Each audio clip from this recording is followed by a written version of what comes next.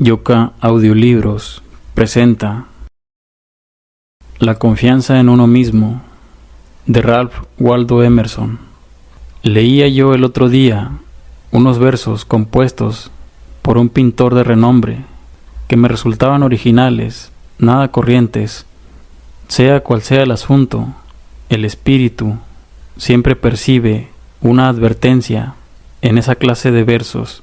El sentimiento que infunden tiene más valor que las ideas que contienen. En eso consiste el genio, en creer en tu propio pensamiento, creer que lo que es verdadero para ti, en tu corazón, lo es también para los demás.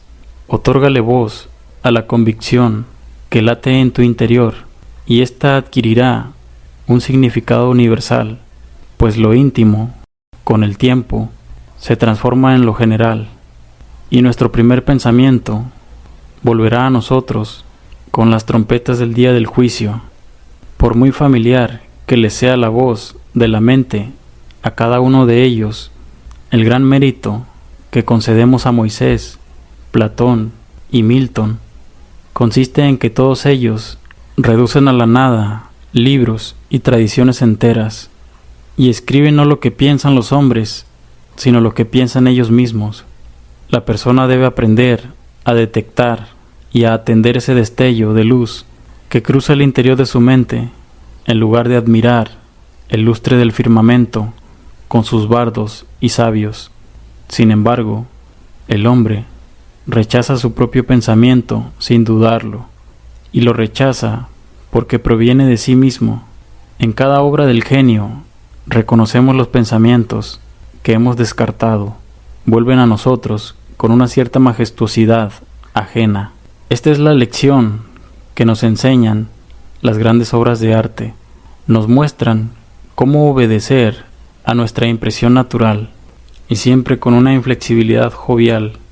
En aquellos momentos en que se nos llama desde la otra orilla, si no es así, mañana alguien dirá con gran sentido común lo que nosotros pensábamos y sentíamos desde siempre. Y por ello nos veremos obligados, no sin vergüenza, a adoptar de otro lo que era ya opinión nuestra. En la educación de todo individuo hay un momento en que éste llega a la convicción de que la envidia es ignorancia, que la imitación es un suicidio, y que, para bien o para mal, debe tomarse a sí mismo como vara de medir. Llega a un punto en que, por muy rebosante que esté la tierra de bondad, no obtiene un solo cereal, sino es aplicando sus herramientas a la porción de suelo que se le ha encomendado sembrar. El poder que entonces surge en él es algo nuevo dentro de la naturaleza. Él es el único que sabe qué puede hacer, aunque no estará seguro hasta que lo haya intentado. No en vano, ciertos rostros, personajes o hechos le dejan una profunda huella, mientras que otros le resultan indiferentes. Este arte de la escultura de la memoria tiene una armonía preestablecida. El ojo se coloca allí donde va a caer un rayo de luz para que pueda ser testigo de ello. Nosotros apenas expresamos la mitad de lo que somos, y nos avergüenza la idea divina que cada uno representa. Podemos confiar con prudencia y buenos augurios en que sea impartida de manera sincera, pero Dios no dejará que un cobarde enseñe su obra. Un hombre solo reposa y se alegra cuando ha puesto toda su alma en su trabajo, cuando no lo ha hecho lo mejor que sabía, y sin embargo, lo que ha hecho o dicho de otra manera no le dejará descansar. Es un desahogo que no desahoga. El genio le abandona en el intento, y en tal caso las musas, la inventiva y la esperanza ni se le acercan. Confía en ti mismo. Cada corazón vibra según esa cuerda de hierro. Acepta el lugar que la divina providencia te ha otorgado. La sociedad de tus contemporáneos, la cadena de los sucesos, así lo han hecho los grandes hombres. Como niños, se han encomendado al genio de sus tiempos, y su entendimiento ha manifestado que aquello que realmente merece la pena se encontraba a su lado, trabajando a través de sus manos y dominando su ser. Ahora somos hombres y debemos aceptar con la mayor altura de miras el mismo destino trascendental. No somos menores ni inválidos, resguardados en un rincón, ni tampoco cobardes que huyen ante la revolución, sino guías, redentores y benefactores que siguen el todopoderoso esfuerzo y que superan el caos y la oscuridad.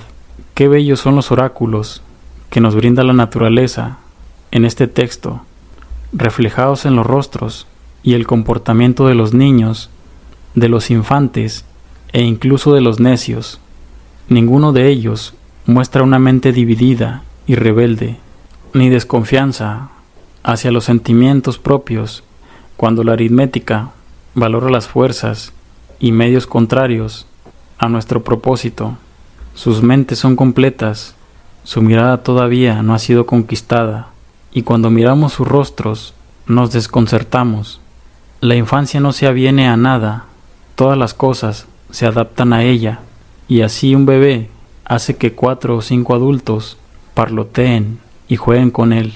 Igualmente, Dios ha dotado a la juventud, la pubertad y la madurez con idéntica picardía y encanto. Las ha hecho envidiables y graciosas, y de ese modo, cuando alcanza firmeza sus pretensiones, no deben dejarse de lado. No penséis que la juventud carece de fuerza, porque no nos hable directamente. Prestadle atención. Si escucháis en la habitación de al lado su voz, os llegará con suficiente claridad y vehemencia. Parece que sabe dirigirse a sus contemporáneos.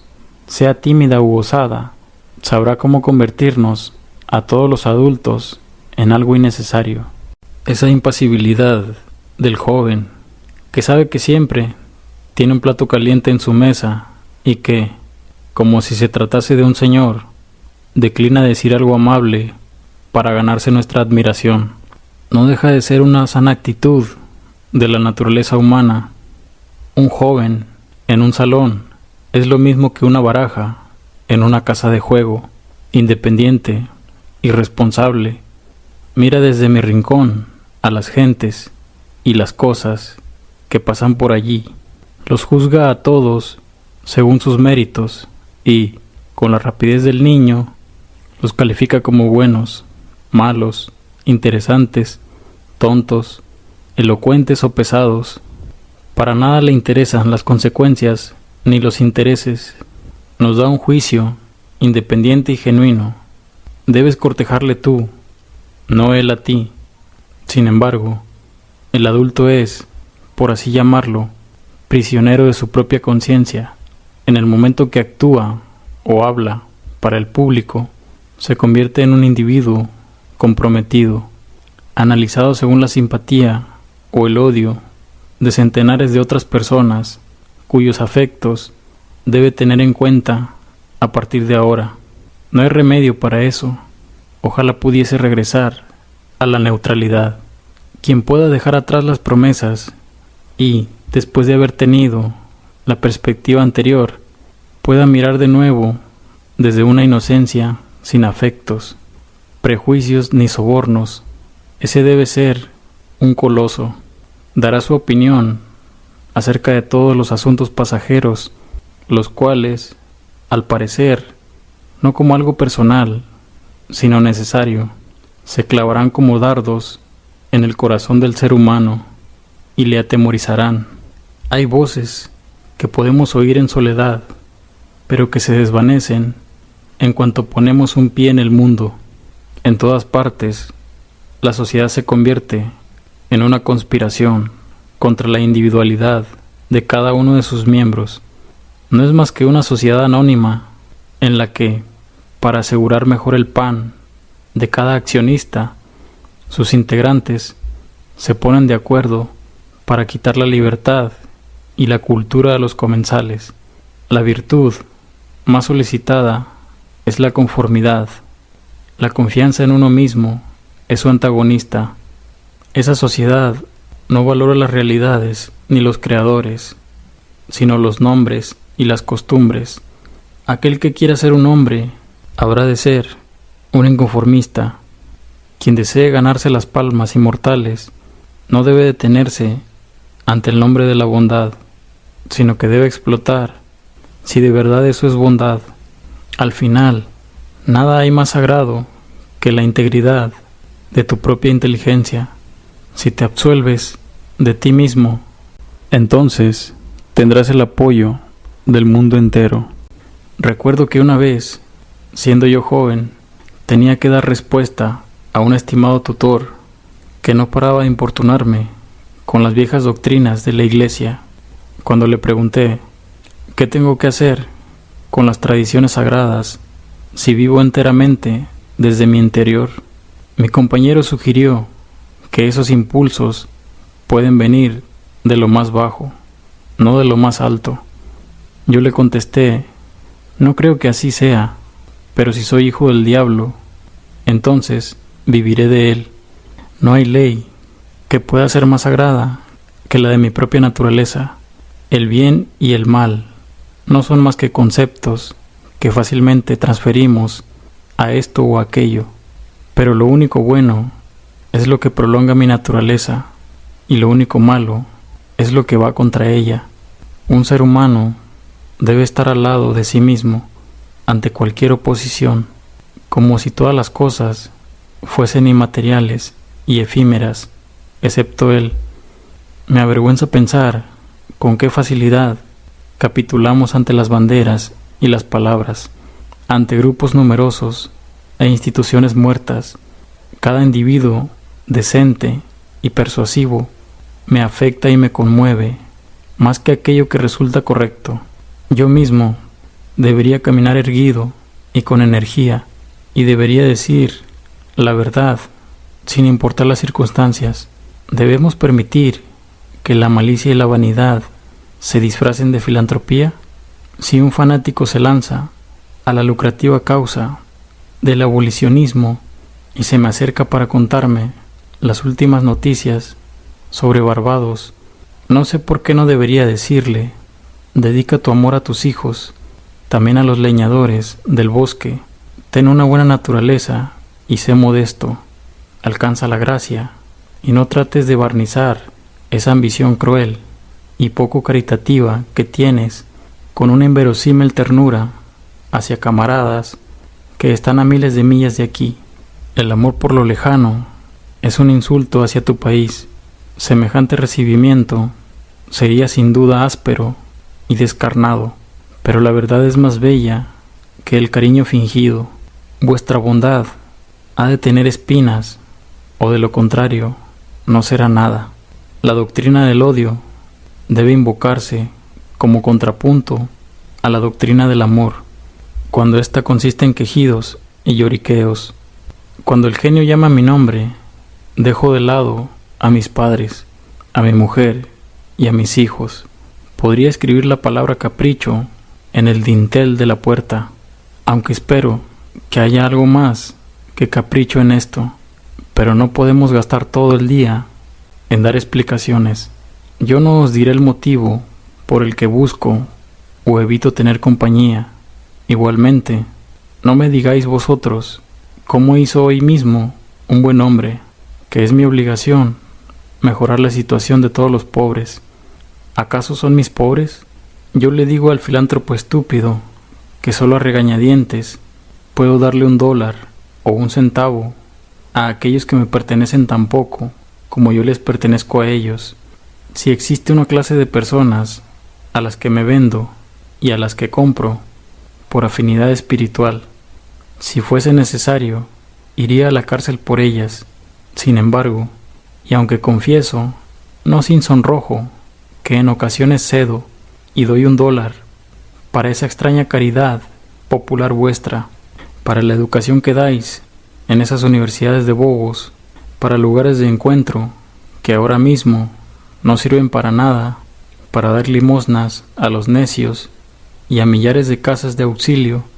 Es cierto que se trata de $1 envenenado, que las más de las veces tengo la integridad de ahorrarme. Según la apreciación popular, las virtudes son más una excepción que una regla. Ahí va un hombre con virtudes.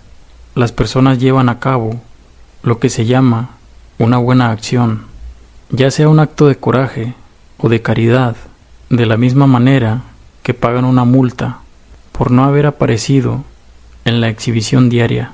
Sus obras no son más que una apología o un debilitamiento de su existencia en el mundo. Igual que los inválidos y los locos han de pagar un precio más alto. Sus virtudes son realmente una carga. Yo no quiero expiar mi culpa, quiero vivir. Mi vida tiene valor por sí misma, no está hecha para el espectáculo.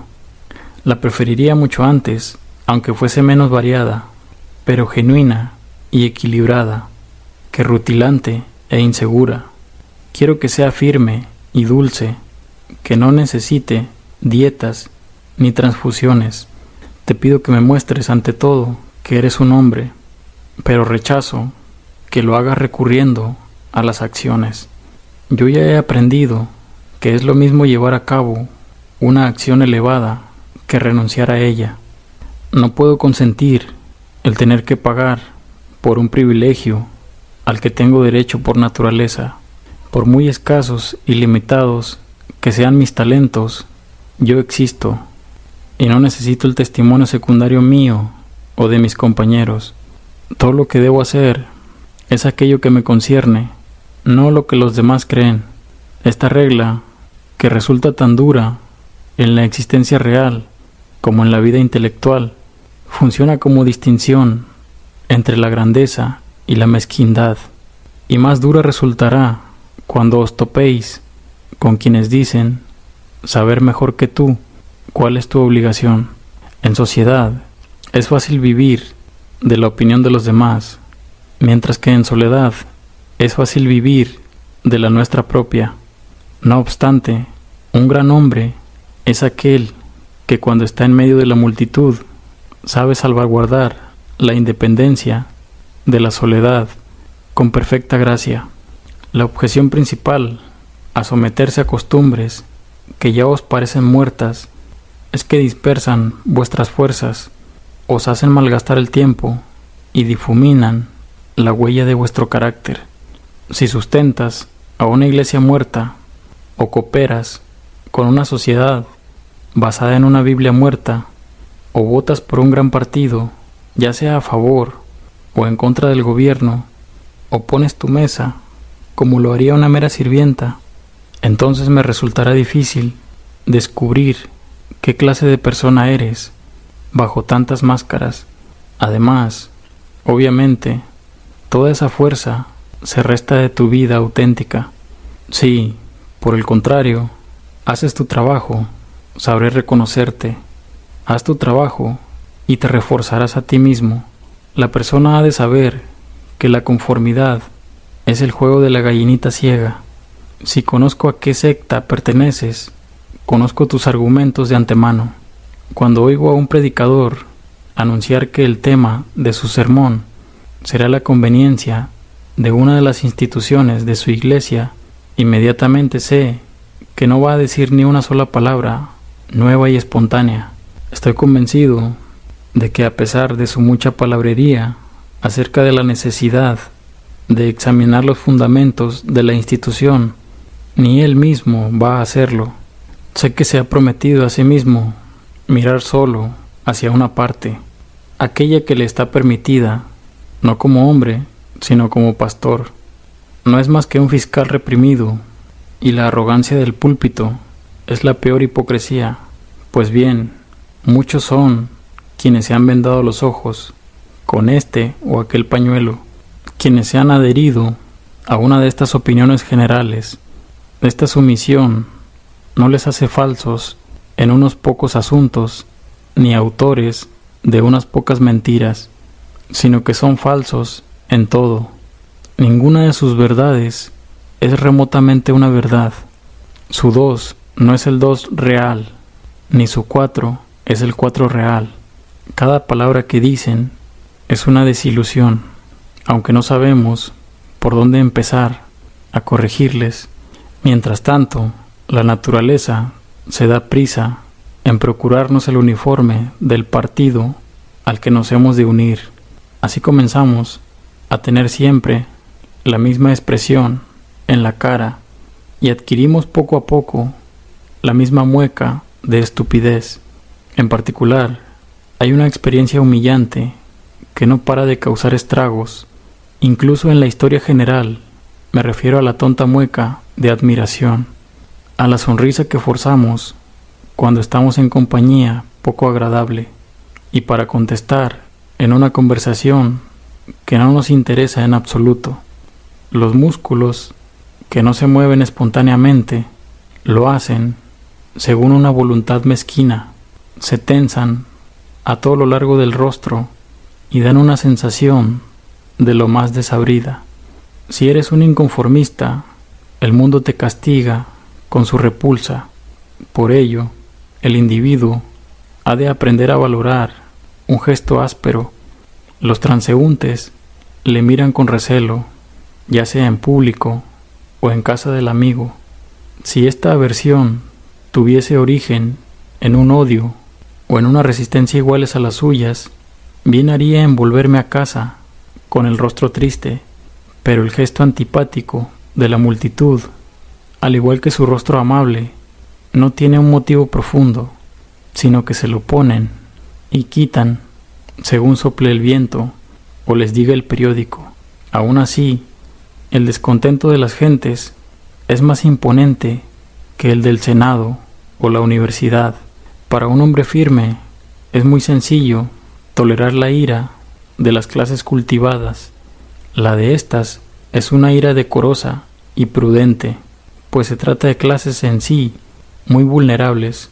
Sin embargo, cuando a esa ira femenina se añade la indignación de las más gentes, cuando se levantan los pobres y los ignorantes, cuando la fuerza bruta e irreflexiva que yace en el fondo de la sociedad ruge y se alza, hacen falta unos hábitos de la magnanimidad y la religión dignos de un Dios para tratarla como una fruslería sin importancia.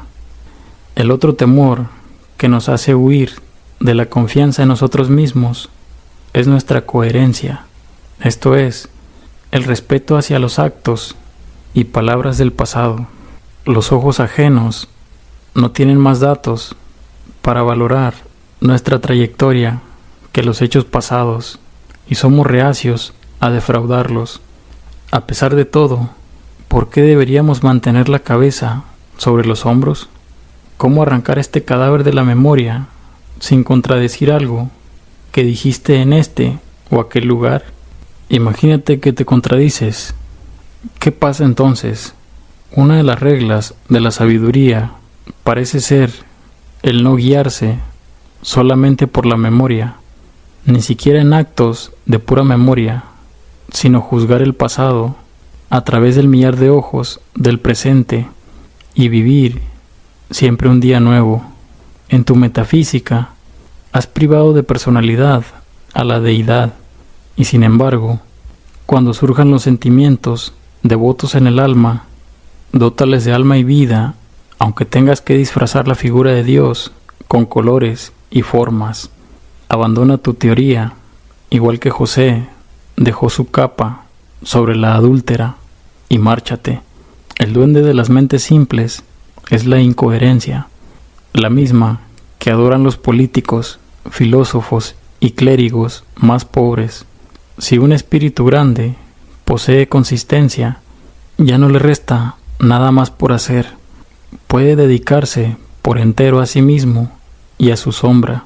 Di lo que piensas hoy con palabras austeras, y de la misma manera mañana di lo que piensas, aunque contradiga lo que has dicho hoy. Así te asegurarás de que todos te malinterpreten. ¿Es por ello tan malo que le malentiendan a uno? Incomprendidos fueron Pitágoras, Sócrates, Jesús, Lutero, Copérnico, Galileo, Newton y todos los demás espíritus puros y sabios que se han encarnado en el mundo.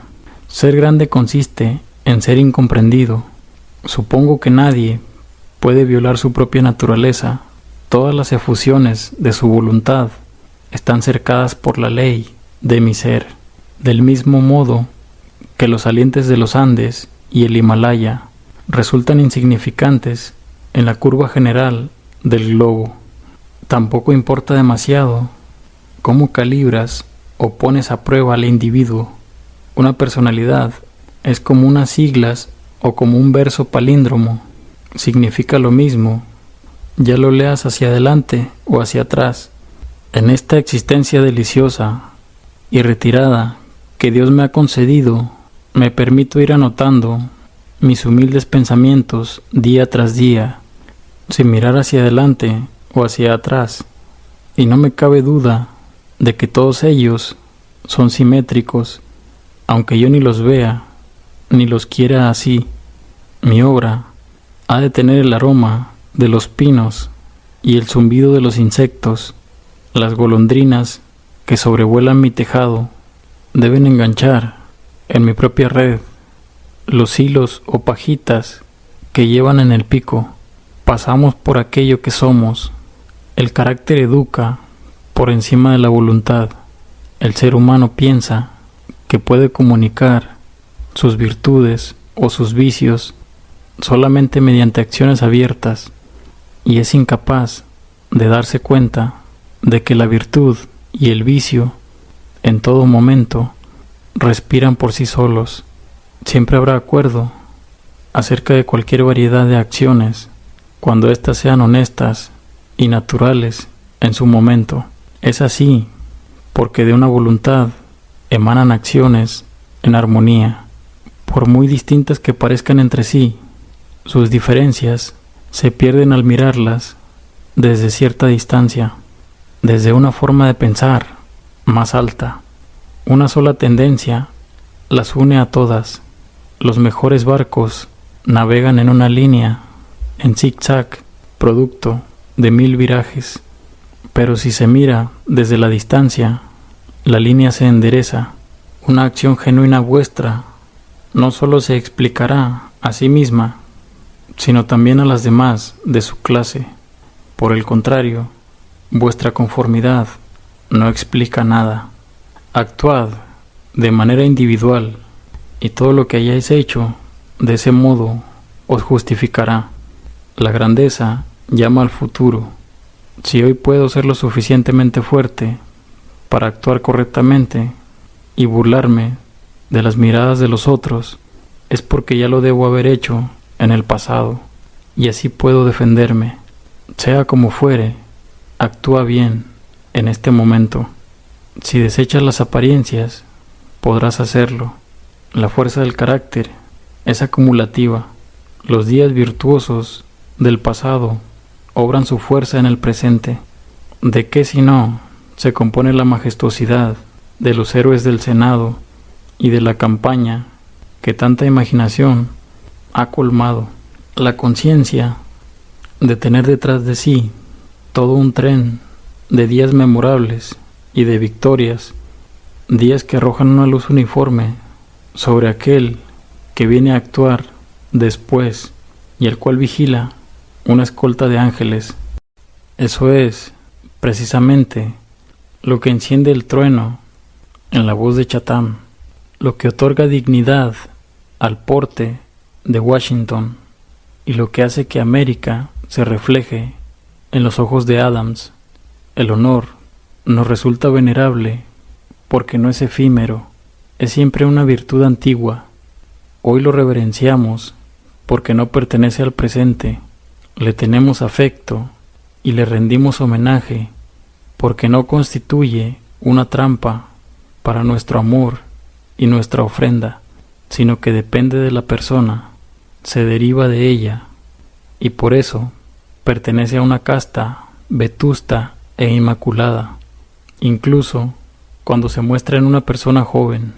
Espero que nuestros días pronuncien las últimas palabras sobre la conformidad y la coherencia. A partir de aquí, dejad toda esa palabrería para las revistas y la mofa, en lugar de oír el gong de la comida. percibamos el silbido de un flautín espartano. No hagamos reverencia, ni pidamos perdón, nunca más. Si hoy viene un gran hombre a comer a mi casa, no quiero agradarle yo, sino que quiero que él desee agradarme. Yo representaré a la humanidad, y aunque quiero hacerla amable, antes quiero hacerla verdadera. Encaremos y frenemos la sutil mediocridad y la escuálida felicidad de los tiempos.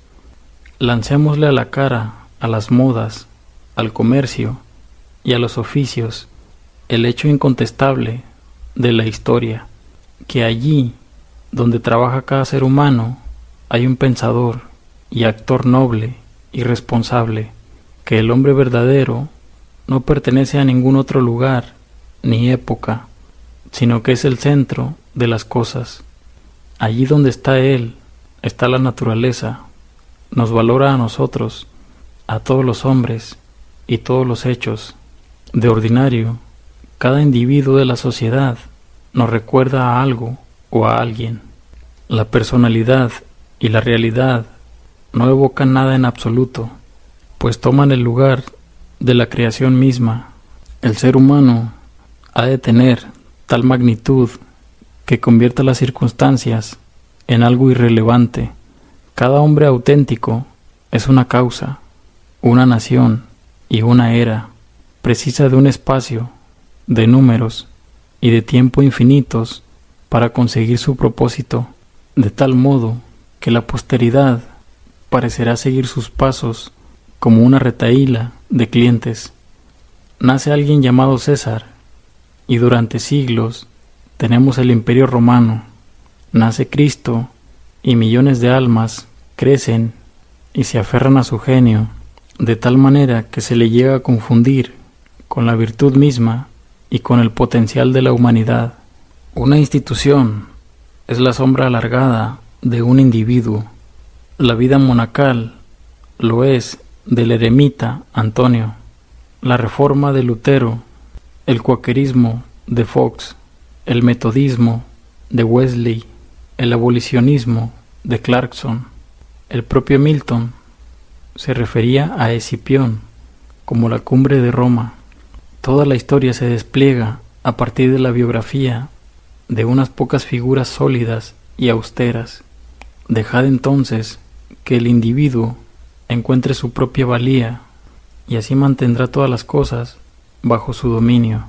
No le permitáis que espíe o robe, ni tampoco que ande de un sitio a otro, escondiéndose como si fuese un mendigo, un bastardo o un intruso, en un mundo que existe para él. Sin embargo, el hombre de la calle, que no encuentra en su interior un valor que se corresponda con la fuerza necesaria para construir una torre o esculpir un dios de mármol, se siente como un desheredado cuando mira obras semejantes. Para él, un palacio, una estatua o un libro caro tienen un aire lejano y prohibido, como si fuese un carruaje muy vistoso que parece decirle: ¿y tú quién eres? Muy al contrario, son todas cosas suyas, reclaman su atención y piden que sus facultades se muestren y tomen posesión de ellas. El cuadro aguarda mi veredicto, no tiene control sobre mí, sino que soy yo quien ha de decidir si merece el elogio. Recordad aquella fábula en la que cogían a un borracho de la calle, lo llevaban a casa de un duque, lo aseaban y vestían, y después le metían en la cama de éste, tras lo cual, a la mañana siguiente, todos le trataban con la pompa digna de un duque, y le contaban que había estado fuera de sus cabales. Pues bien, esta historia debe su fama al hecho de que simboliza a la perfección el estado del ser humano, que en el mundo actual no es sino un borracho que de vez en cuando se despierta, hace uso de su razón y se da cuenta de que en verdad es un príncipe.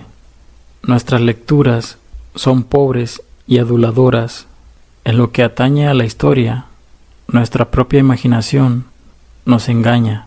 Los reinos y la nobleza, el poder y la clase social forman un vocabulario más llamativo que ese John o Edward particulares que viven en sus pequeñas casas y trabajan todos los días.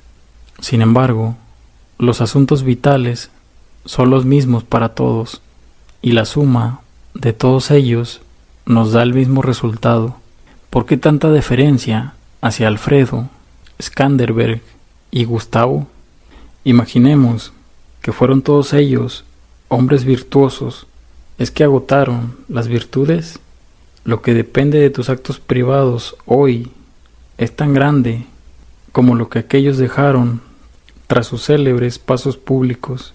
Cuando un individuo particular actúa a partir de un punto de vista original, las acciones de los reyes le transfieren el esplendor de los caballeros. Al mundo lo han educado sus reyes, los cuales han hipnotizado los ojos de las naciones.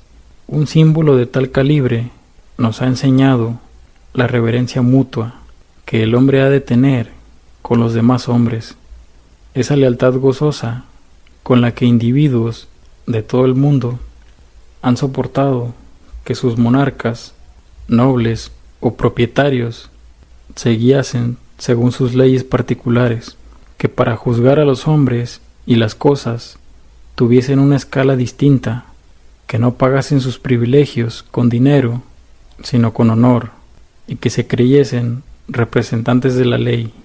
Constituye el jeroglífico mediante el cual han tenido oscura conciencia de sus derechos y su gallardía, lo cual es atributo de todos los hombres. El atractivo que ejerce toda acción original se explica cuando preguntamos acerca del motivo de la confianza en uno mismo. ¿Quién confía? ¿Sobre qué sujeto primigenio puede fundamentarse una confianza universal? ¿Cuál es la naturaleza y el poder de esa estrella que desafía a la ciencia, ese astro sin paralelo ni elementos mensurables que arroja un haz de belleza incluso sobre acciones impuras y triviales siempre que aparece el más mínimo rastro de independencia? Estas preguntas nos llevan a ese manantial que llamamos espontaneidad o instinto, que es esencia del genio, la virtud y la vida. A esta sabiduría primigenia la denominamos intuición, mientras que todo lo que viene después son enseñanzas. En esta fuerza primera y profunda encuentran su origen común todas las cosas, incluso aquellos hechos remotos que la ciencia no alcanza. Esto sucede porque el sentido de la existencia, que, sin saber cómo, se despierta en nuestra alma durante los momentos de calma, no es diferente de los objetos, del espacio, de la luz, del tiempo o del hombre, sino que con ellos forma una unidad, y obviamente proviene de la misma fuente de la que provienen la vida y el ser de estos. Primero compartimos la vida que hace que las cosas existan, tras lo cual pasamos a verlas como apariencias de la naturaleza y olvidamos que hemos compartido su causa. Ahí yace la fuente de la acción y del pensamiento. Son esos los pulmones de la inspiración que dota al individuo de conocimiento y que no puede ser negada sin hacer gala de impiedad y ateísmo. Nos hallamos en el regazo de una inteligencia inconmensurable que nos hace receptores de su verdad y de sus medios de acción. Cuando discernimos la justicia o la verdad, no lo hacemos por nosotros mismos, sino que estamos dejando paso a sus rayos de luz. Si nos preguntamos de dónde procede, si tratamos de fisgonear en el espíritu que la origina, toda la filosofía resultará errónea. Todo lo que podemos asegurar es su presencia o su ausencia. Cada persona distingue los actos voluntarios de su mente de sus percepciones involuntarias. y sabe que debe tener una fe inquebrantable en las segundas. Podrá equivocarse en su expresión, pero sabe que éstas son de tal manera y no admiten discusión, como el día y la noche. Mis acciones voluntarias y mis hallazgos son pasajeros. Por el contrario, es el sueño más espontáneo, la emoción más simple y vaga, quienes guían mi curiosidad y mi respeto. La gente atolondrada es la que contradice con la misma facilidad sus percepciones y sus opiniones, pues no distinguen entre ambas. Se imaginan que soy yo quien elige percibir esto o aquello. Antes bien, la percepción no es caprichosa, sino obligatoria. Si yo veo un rasgo distintivo, después también mi hijo lo verá, y, con el paso del tiempo, lo hará la humanidad entera, a pesar de que nadie lo haya visto antes que yo. Mi percepción es un hecho, tanto como lo es el sol. Las relaciones entre el alma y el espíritu divino son tan puras que constituye una profanación el tratar de interponer entre ellas ayuda de especie alguna. Cuando Dios se dirige a nosotros, debe comunicarse, debe decir, no una cosa, sino todas. Debe llenar el mundo con su voz y debe esparcir la luz, la naturaleza, el tiempo y las almas desde el corazón del pensamiento actual, para así dar al mundo un tiempo y una creación nuevas. Allí donde hay una mente simple que recibe la sabiduría divina, los asuntos viejos se desvanecen, caen medios, maestros, textos y templos. Allí vive el ahora y absorbe el pasado y el futuro en el momento actual. Todas las cosas que se relacionan con ella, sean de la naturaleza que sean, se tornan sagradas. La causa de las cosas disuelve a éstas, y los milagros particulares desaparecen en un milagro universal. Así pues, nunca creáis a aquel que dice conocer a Dios y hablar con Él, pues te remonta al vocabulario de alguna vieja nación, a otro mundo. ¿O es que la bellota es mejor que el roble, si éste es la consumación de aquella? ¿Es el Padre mejor que el Hijo, al que ha legado su ser ya maduro? ¿Por qué, pues, tanta idolatría hacia el pasado? Los siglos no hacen sino conspirar contra la sensatez y la autoridad del espíritu. El tiempo y el espacio no son más que matices de color creados por el ojo, mientras que el alma es la luz. Donde llega ésta, se abre el día; donde deja de estar, llegó la noche. Y en todo ello, la historia no es más que una impertinencia y un agravio, y eso, admitiendo que es algo más que una jubilosa apología o una parábola de mi ser y mi devenir. El hombre es tímido y no cesa de pedir disculpas. Ya no camina erguido, ni se atreve a decir yo pienso o yo soy, sino que se limita a citar a algún santo o erudito. Siente vergüenza ante una brizna de hierba o una rosa en flor. Estas rosas que brotan bajo mi ventana no hacen referencia a otras anteriores ni mejores. Son las que son, existen con Dios en este día. Para ellas no existe el tiempo, solo está la rosa, que es perfecta en cada instante de su existencia. Antes de que florezca un capullo, su vida al completo entra en acción. En la flor ya no hay nada más, mientras que en la raíz desnuda yace todo. En todo momento, su naturaleza queda satisfecha, al igual que ella satisface a la naturaleza. Sin embargo, el hombre no hace más que posponer o recordar. No vive en el presente. Bien sus ojos sienten nostalgia del pasado. Bien anda de puntillas, tratando de adivinar el futuro, e ignorando las riquezas que le rodean. No puede ser dichoso ni fuerte hasta que vive con la naturaleza en el presente, más allá del tiempo. Esto debería haber quedado ya suficientemente claro.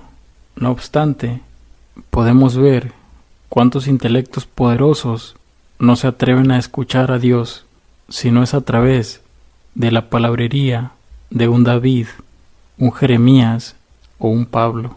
Raras veces ponemos un precio tan alto a tan pocos textos, a tan pocas vidas. Somos como esos niños que repiten de memoria las frases de sus abuelas o sus tutores y, conforme se hacen mayores, de los personajes de talento que conocen, tratando desesperadamente de recordar las palabras exactas que un día dijeron. Tiempo después, cuando adoptan el punto de vista que aquellos expresaron, llegan a entenderlos y pueden abandonar esas frases, ya que cuando la ocasión lo requiera, sabrán crear las suyas propias, con igual conveniencia. Si vivimos de verdad, entonces podremos ver de verdad. Ser fuerte es tan sencillo para un individuo fuerte como para el débil ser débil. Cuando sentimos una percepción nueva, podemos descargar alegremente nuestra memoria de tesoros acumulados como si nos deshiciéramos de la basura vieja. Cuando el individuo vive con Dios, su voz es tan dulce como el murmullo de un arroyo o el susurro de los campos de maíz. Por ahora, la verdad más alta sobre este asunto todavía no se ha dicho y probablemente no puede decirse, pues todo lo que hablamos no es más que un recuerdo lejano de lo intuido. De mis pensamientos, el que más se puede acercar es el siguiente: cuando el bien se te acerque, cuando sientas la vida en tu interior, no será de la manera habitual, no distinguirás ya las huellas de otros, no verás el rostro de otro hombre, ni oirás otro nombre. El modo, la idea y el beneficio serán totalmente extraños y nuevos. Dejarás de un lado el ejemplo y la experiencia. Tomarás el camino desde el hombre, no hacia él. Todos los que han vivido solo son consejeros ya olvidados. También el miedo y la esperanza quedarán atrás. Y es que hay algo mezquino, incluso en la esperanza. En el momento en que llega la visión, no hay nada que podamos llamar con propiedad, gratitud ni gozo. El espíritu que se alza por encima de las pasiones contempla la identidad y la causalidad eterna, percibe la existencia propia de la verdad y lo recto, y entonces se calma con la conciencia de que todas las cosas siguen su curso apropiado. Los vastos espacios naturales, el océano Atlántico, los mares del sur, los grandes periodos de tiempo, años, siglos, todo eso deja de contar.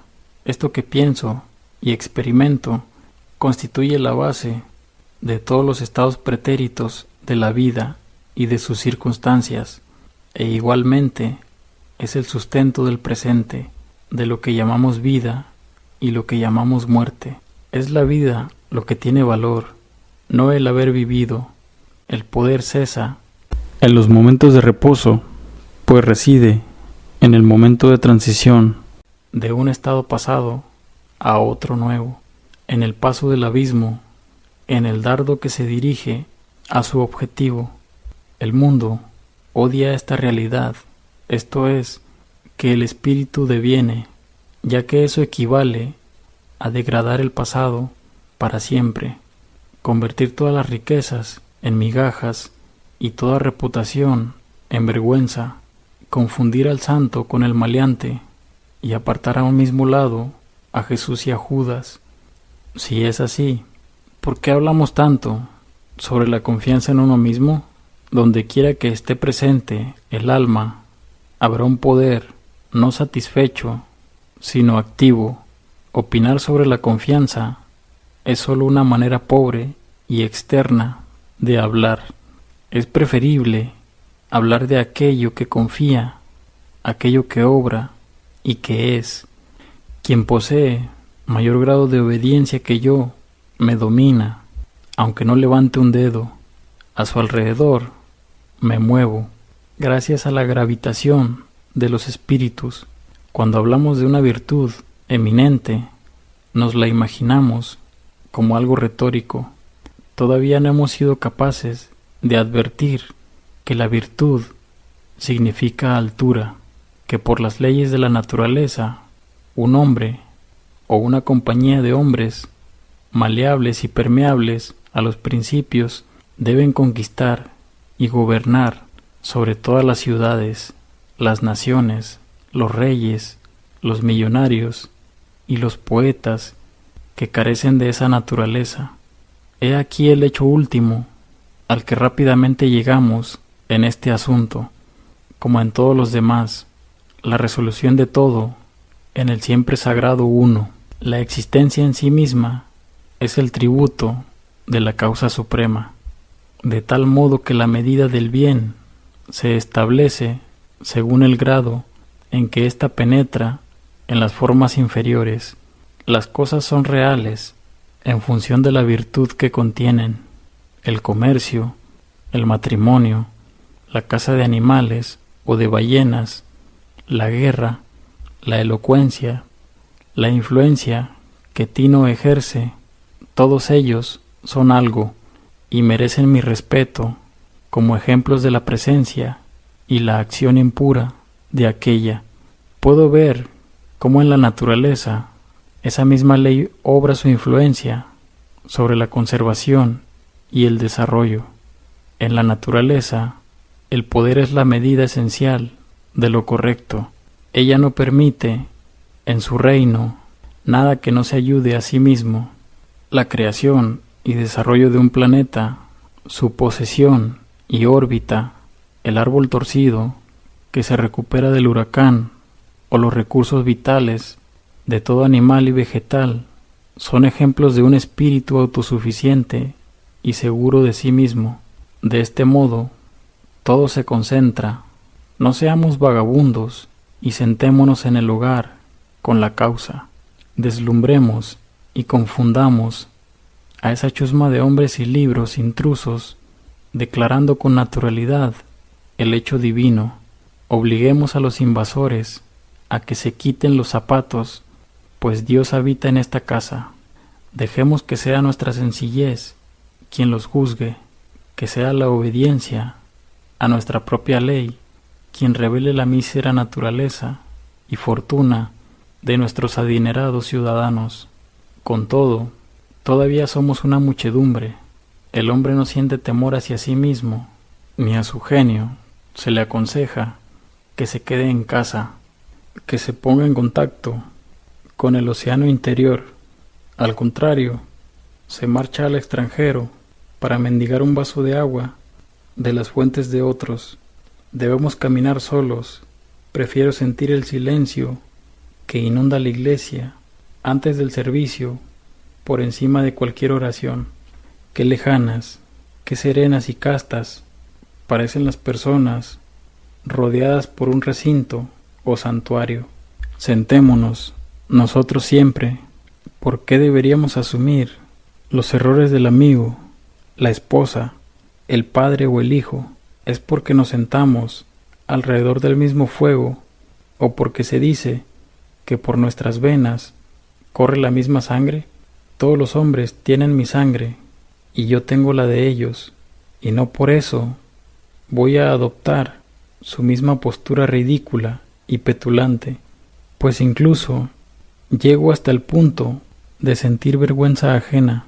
Vuestra soledad no debe ser mecánica, sino espiritual, es decir, debe ser una elevación. Hay ocasiones en que se diría que el mundo parece confabularse para importunarnos con minucias cargadas de pompa. Amigos, clientes, niños, enfermedades, temores, necesidades, caridad, todos llaman a la puerta de tu refugio y te gritan: sal con nosotros. Tú has de mantener tu condición y no mezclarte con sus desórdenes. El poder que tienen los hombres para molestarme se lo he concedido yo con una débil curiosidad. Nadie se puede acercar si no es a través de mis actos. Tenemos aquello que amamos, pero el deseo nos hace despojarnos del amor. Si no podemos alcanzar inmediatamente la santidad de la obediencia y la fe, al menos resistamos ante la tentación. Entremos en estado de guerra, levantemos a Thor y Woden, el coraje y la constancia en nuestras almas sajonas. En tiempos tan tímidos como los de hoy, eso se consigue diciendo la verdad. Reprimid toda hospitalidad y afecto falsos. No viváis esperando a esas gentes frustradas y frustrantes con las que conversáis. Decidles, oh padre, oh madre, oh esposa, oh hermano, oh amigo, hasta ahora he vivido contigo por las apariencias. A partir de hoy pertenezco a la verdad. Debéis saber que desde este momento no obedezco a otra ley que no sea la eterna. En mí no encontraréis promesas, sino cercanía. Me esforzaré por alimentar a mis progenitores, por mantener a mi familia y por ser digno marido para mi esposa. Por estos vínculos he de consumarlos de un modo nuevo y nunca antes visto. Os hablo desde vuestras propias costumbres, pero debo ser yo mismo. Ya no puedo dividirme por vosotros, ni puedo exigiros a vosotros tal cosa. Si podéis amarme por lo que soy, entonces todos seremos felices. Si no podéis, buscaré merecer que lo hagáis. No esconderé mis gustos ni mis aversiones. Confiaré tanto en que todo lo que es profundo es también sagrado, que no escatimaré fuerzas en hacer aquello que el corazón me señala y me deleita interiormente. Si eres de carácter noble, te amaré. Si no lo eres, ni tú ni yo nos ofenderemos con cumplidos hipócritas. Si eres auténtico de un modo distinto al mío, sé fiel a tus compañeros, que yo me buscaré los míos.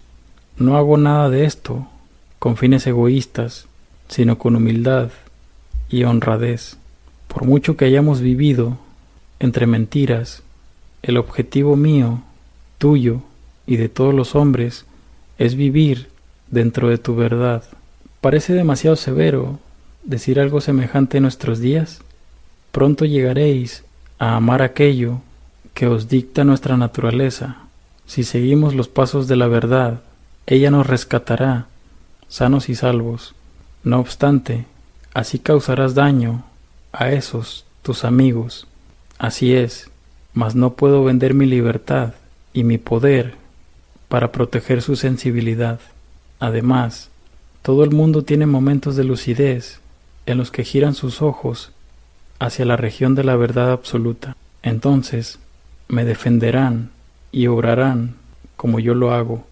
El pueblo piensa que tu rechazo a los principios populares equivale a rechazar cualquier principio, esto es, que equivale al antinomianismo, de modo que hasta el sibarita más imprudente utilizará el nombre de la filosofía para disfrazar sus crímenes.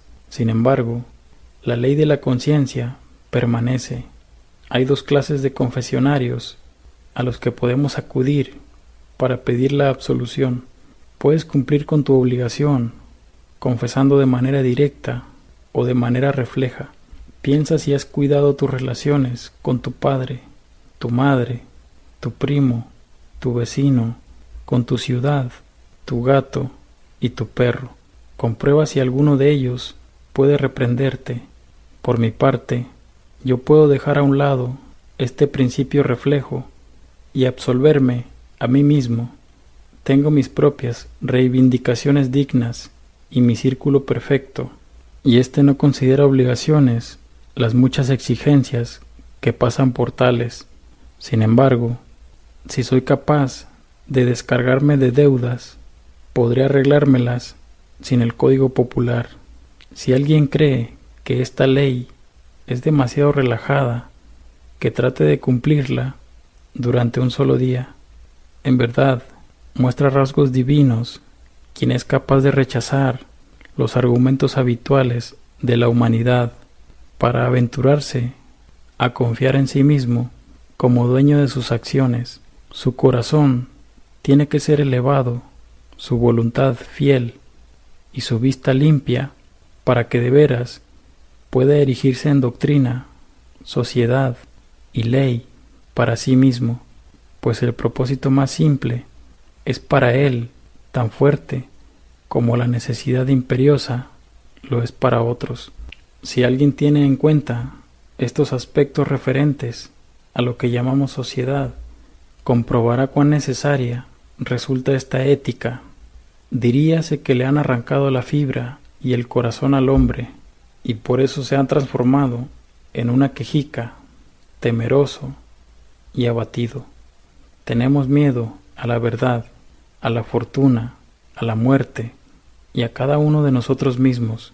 Nuestra era no produce individuos extraordinarios y perfectos. Queremos hombres y mujeres que renueven la vida y nuestra situación social, pero vemos que la mayoría de las figuras son poco solventes, que no pueden satisfacer ni sus propias necesidades, que su ambición excede con mucho su fuerza práctica y que continuamente se inclinan para suplicar. Nuestra vida doméstica es digna de un mendigo. Ni siquiera hemos elegido nuestras artes, nuestras actividades, nuestros matrimonios o nuestra religión, sino que la sociedad lo ha hecho en nuestro lugar. Somos soldados de salón, rehuimos la difícil batalla del destino, que es donde nace la fuerza. Si nuestros jóvenes fracasan en sus primeras labores, perderán la esperanza. Si un joven mercante falla, le dicen que está arruinado. Si, transcurrido un año de haberse graduado, el mejor de nuestros cerebros universitarios no consigue que le metan en una oficina de los alrededores de Boston o Nueva York, tanto a él como a sus amigos les parecerá bien justificado que éste se desmoralice y se queje durante el resto de sus días. Cualquier muchacho de New Hampshire o Vermont con suficiente empuje como para acometer todas las profesiones, para crear un equipo, labrar o vender de puerta en puerta, para mantener una escuela, dar sermones, editar un periódico, ir al Congreso, comprar terrenos públicos, etc., vale tanto como un centenar de esas marionetas de ciudad. Él sí camina, hombro con hombro, con sus tiempos, y no siente vergüenza por no estudiar una profesión, ya que no demora su vida, sino que la vive en el momento. No tiene una oportunidad, sino cientos. Deja que un estoico explique los recursos del individuo y les diga a los hombres que no son sauces llorones, sino que pueden y deben ser independientes, que ejercitando la confianza en uno mismo surgirán poderes nuevos, que un hombre es el mundo encarnado, nacido para sanar a los pueblos, que debería avergonzarse de nuestra compasión y que en el momento que actúa por sí mismo y arroja por la ventana las leyes, los libros, el fanatismo y las costumbres, entonces dejamos de tenerle lástima y pasamos a darle las gracias y a reverenciarle. Ese maestro restaurará el esplendor que corresponde a la vida del hombre y hará que toda la historia admire su nombre. No resulta difícil comprobar que una firme confianza en uno mismo ha de provocar una revolución en todas las funciones y vínculos del individuo, en su religión, su educación, sus ambiciones, su modo de vida, sus alianzas, sus propiedades y sus reflexiones. ¿A qué oraciones se entregan los hombres? Eso que llaman oficio sagrado tiene poco de valiente y de varonil. La oración mira hacia afuera y reclama que una virtud ajena aporte un complemento también ajeno, y para ello se pierde en un embrollo infinito acerca de lo natural y lo sobrenatural, lo meditativo y lo milagroso. Un rezo que implora una comodidad particular. Cualquier cosa que no sea el bien universal está corrompido. La oración es la mirada sobre los hechos vitales desde el punto de vista más alto. Es el soliloquio de un espíritu contemplativo y jubiloso. Es el espíritu de un Dios que aprueba su propia obra. Sin embargo, cuando la plegaria tiene como objetivo un fin privado, se transforma en una mezquindad y un robo, ya que supone una dualidad y no una unidad en la naturaleza y en la conciencia. En cuanto el individuo se une a Dios, deja de mendigar. En ese momento es capaz de ver una oración en todas las acciones, la del campesino que se arrodilla en el campo para quitar la mala hierba, o la del remero que también se arrodilla a la llamada de su timonel. Son plegarias de verdad que se puede escuchar a lo largo y ancho de toda la naturaleza. Si bien en este caso buscan objetivos sencillos, en la obra Bonduca de Fletcher, cuando al personaje de Catarach le advierten que debe conocer los pensamientos del dios Andate, responde: su significado oculto yace en nuestros esfuerzos, nuestros valores son los mejores dioses, nuestros lamentos son otro tipo de plegarias falsas, el descontento es la carencia de confianza en uno mismo, una enfermedad de la voluntad. Lamentad las calamidades si con ello podéis ayudar a quien las sufre. Si no es así, aplicaos a vuestra tarea y con ello comenzará a repararse el mal. Nuestra compasión es tan mezquina como el lamento. Acudimos a quienes lloran por tonterías, nos sentamos a su lado y lloramos para acompañarlos, en lugar de mostrarles la verdad y la salud con descargas eléctricas que les pongan de nuevo en comunicación con su propio sentido común. El secreto de la fortuna está en la alegría de nuestras manos. Dioses y hombres dan la bienvenida a todo aquel que se ayuda a sí mismo. Para él, todas las puertas están abiertas, todas las voces le saludan, todos los honores le coronan y todas las miradas le siguen con deseo. A él va nuestro amor y lo abraza, precisamente porque no lo necesita. Le tocamos y recibimos con ansia y precaución porque decidió seguir su camino e ignorar nuestras críticas. Los dioses le aman porque los hombres le odian. Los benditos inmortales, decía Zoroastro, socorren a aquel que persevera. Al igual que las oraciones de los hombres son una enfermedad de la voluntad, los credos lo son del intelecto. Dicen lo mismo que aquellos bobos israelitas: que no sea Dios quien nos hable, que si no moriremos, habla tú, o que hable cualquiera de los nuestros, y le obedeceremos. No hay lugar donde no me resulte imposible encontrar a Dios en mi hermano, pues éste ha cerrado ya las puertas de su propio templo y se limita a recitar las fábulas del Dios de su hermano, o del Dios del hermano de su hermano. Una mente nueva es una nueva clasificación. Si esta mente posee una actividad y una fuerza fuera de lo común, ya sea un Locke, Lavoisier, Hutton, Bentham o Fourier, impondrá su clasificación a los demás y de ahí nacerá un nuevo sistema. La satisfacción del discípulo es proporcional a la profundidad del pensamiento y a la cantidad de objetos que éste toca y deja al alcance de aquel. Esto se puede comprobar fácilmente en los dogmas y en las iglesias, que también son clasificaciones de un espíritu poderoso al actuar sobre las ideas básicas del deber y de la relación entre el hombre y el Altísimo. Tal sucede con el calvinismo, el cuaquerismo o los seguidores de Swedenborg. El creyente lo somete todo a la nueva terminología y por ello experimenta el mismo placer que siente esa niña que aprende botánica mientras ve un campo nuevo con nuevas plantas. Durante un cierto tiempo, el discípulo creerá que su inteligencia ha aumentado gracias al estudio de la mente de su maestro. Sin embargo, las mentes simples idolatran las clasificaciones, las hacen pasar por fines en sí mismos y no por instrumentos provisionales, de tal modo que los muros del sistema y los del universo se les mezclan allá en el horizonte.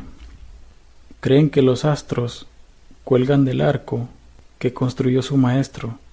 No pueden entender por qué vosotros, seres extraños, deberíais tener derecho a mirar.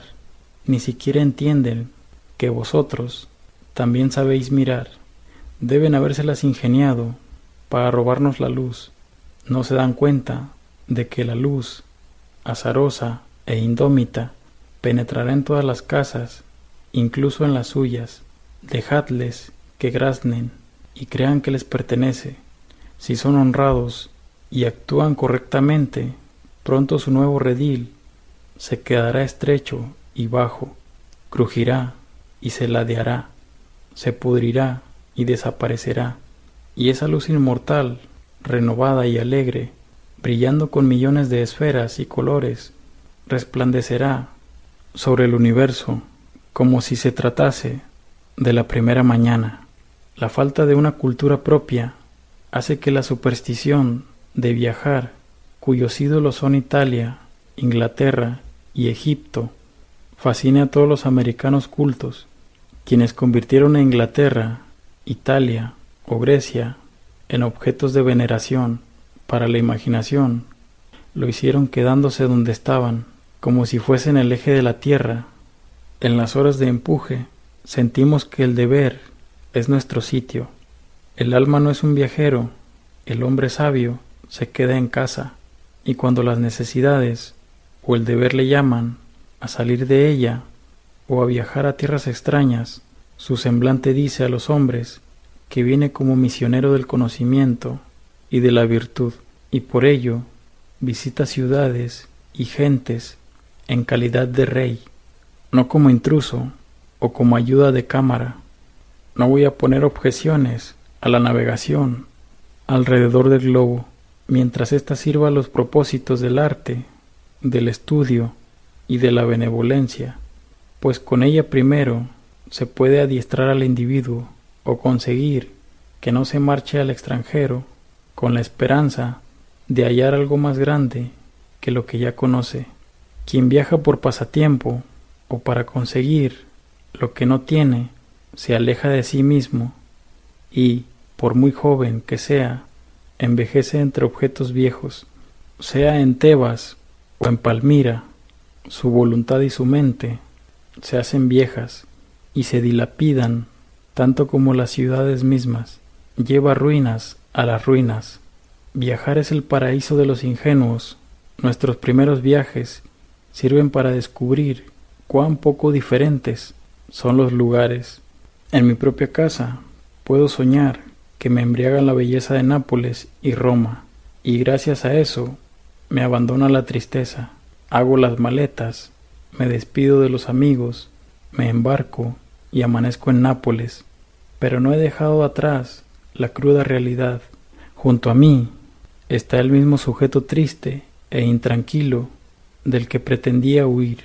Busco el Vaticano y los palacios, intento que me embelecen sus vistas y evocaciones, pero no es así. Mi coloso va donde quiera que voy yo. Con todo, el furor por los viajes es síntoma de una debilidad mayor que afecta a toda la actividad intelectual.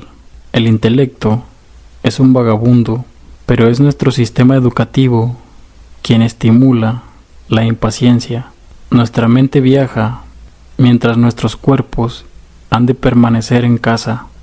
Nos conformamos con imitar, pero ¿qué es la imitación sino el viaje de la mente? Nuestras casas se construyen según el gusto extranjero. Nuestras estanterías se adornan con ornamentos extraños y nuestros gustos, opiniones y facultades se inclinan hacia el pasado y lo distante. Allí donde florecieron las artes fue porque el alma las creó.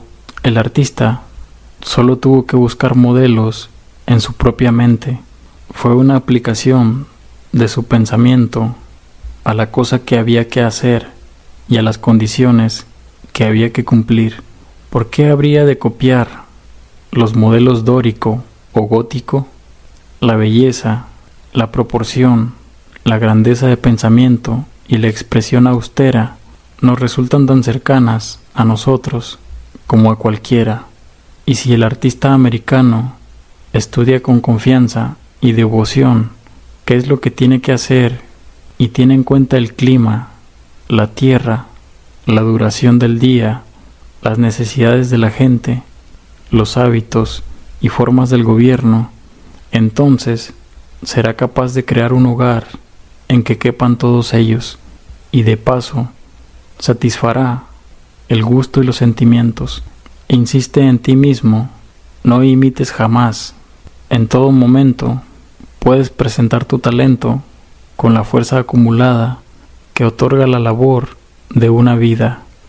Por el contrario, el talento que se adopta de otros solo se posee de manera extemporánea e incompleta. Solo el hacedor puede decir lo que uno sabe hacer mejor. Nadie sabe qué es hasta que él se lo muestre. Si no, ¿dónde está el maestro que pudo enseñar a Shakespeare? Y el de Franklin, Washington, Bacon o Newton. Todo gran hombre es único. El escipionismo de Escipión es precisamente la parte de la que no podemos apropiarnos. Shakespeare nunca emergerá del estudio de sus obras. Haz aquello que se te ha asignado y no podrás esperar ni arriesgarte demasiado. En este momento te aguarda una frase tan valiente y sublime como el escoplo de Fidias, la espátula de los egipcios o la pluma de Moisés o Dante. Aunque distinta de todas ellas, no parece probable que un espíritu tan fértil y elocuente y con tantas voces distintas se digne a repetirte las cosas.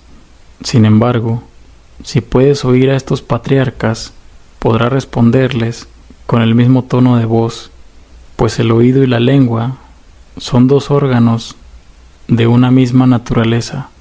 Habita en las regiones sencillas y nobles de tu vida, obedece a tu corazón y llegarás a reproducir de nuevo el antemundo. Si nuestra religión, nuestra educación y nuestro arte dirigen la mirada al extranjero, lo mismo ocurre con el espíritu de nuestra sociedad. Todos los hombres alardean de haber contribuido al progreso de la sociedad y sin embargo, el hombre no ha progresado nada. La sociedad no progresa nunca. Cuando avanza por un lado, es para retroceder por otro. Está en continua transformación. Es bárbara, civilizada, cristiana, opulenta o científica. Pero estos cambios no constituyen una mejora. Por cada cosa que se nos concede, tenemos que entregar algo. La sociedad se enriquece con artes nuevas a costa de perder instintos antiguos. Qué contraste entre, por una parte, el americano bien vestido que lee, escribe y piensa y lleva en su bolsillo un reloj, un lápiz y una letra de cambio, y, por otra, el nativo desnudo de Nueva Zelanda, cuyas posesiones se reducen a un garrote, una lanza, una esterilla y un rincón en la choza común para pasar la noche.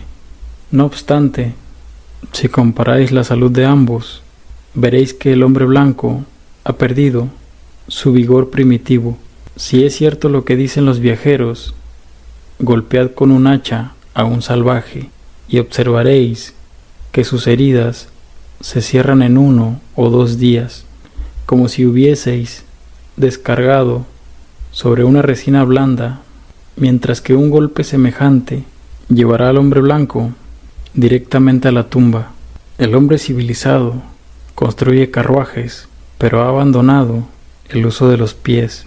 Podrá apoyarse en las muletas, pero ha perdido la potencia de los músculos. Lleva un precioso reloj suizo, pero ha olvidado cómo averiguar la hora valiéndose del sol. Podrá encontrar información fiable en su almanaque náutico de Greenwich, pero el hombre de la calle desconoce las estrellas del cielo, no contempla el solsticio y del equinoccio apenas sabe nada. El radiante calendario del año no tiene indicador en su mente, su agenda debilita su memoria, las bibliotecas son una carga para su ingenio, las casas de seguros hacen que aumente el número de accidentes, y cabe preguntarse si la tecnología no nos estorba demasiado, si con el refinamiento no habremos perdido la fuerza y también algo del empuje de la virtud natural por culpa de un cristianismo atrincherado en sus formas e instituciones. Y es que cada estoico era un estoico, pero en la cristiandad, ¿dónde está el cristiano? No hay desviación mayor en la ley moral que la que afecta a la altura o el volumen. Hoy día los hombres no son más grandes que los de antes. Puede observarse una extraña igualdad entre los hombres ilustres de la antigüedad y los de ahora. Ni toda la ciencia, ni el arte, ni la religión, ni la filosofía del siglo XIX sirven para educar hombres más grandes que los héroes que creó Plutarco 23 o 24 siglos atrás. La casta no progresa con el tiempo. Foción, Sócrates, Anaxágoras y Diógenes fueron personajes de gran estatura, pero no hemos heredado de ellos ninguna clase social. A aquel que pertenece a su clase no se le suele llamar por el nombre de aquellos, sino que tiene el suyo propio, y es a su vez fundador de su propia institución. Las artes y los inventos de cada época constituyen el ropaje de las mismas, mas no fortalecen al individuo. Quizá el daño que causan las máquinas perfeccionadas compensará sus bienes. Hudson y Bering consiguieron tantas cosas con sus barcos de pesca que asombraron a Parry y a Franklin, cuyo equipamiento ya había agotado los recursos de la ciencia y el arte. Galileo solo necesitó unos simples anteojos para descubrir una serie de fenómenos celestes más soberbios que cualesquiera que se hayan visto después. Colón encontró el Nuevo Mundo navegando en una carabela. Resulta curioso comprobar cómo los medios y las tecnologías que se presentaban entre el clamor de los elogios hace unos años o unos siglos caen en desuso y desaparecen cada cierto tiempo. El genio retoma al hombre esencial. Consideramos los progresos en el arte de la guerra como un triunfo de la ciencia. Sin embargo, Napoleón conquistó Europa utilizando el sistema del vivac, que consiste en alimentarse solamente del valor, sin ninguna otra ayuda externa. Según las casas, el emperador mantenía que resultaba imposible formar un ejército perfecto si a los soldados no se les quitan las armas, los almacenes, los comisarios y los vehículos y, al modo romano, se les entrega una ración de trigo para que lo trituren en sus manos y se hagan ellos mismos su pan. La sociedad es una ola, la ola avanza, pero el agua de la que está compuesta no. La misma partícula no se eleva desde el valle hasta la cresta. Su unidad es solo una apariencia. Las personas que forman hoy una nación morirán el año que viene y se llevarán con ellos sus experiencias. Así, la confianza en la propiedad, incluyendo la confianza en los gobiernos que la protegen, también denota falta de confianza en uno mismo.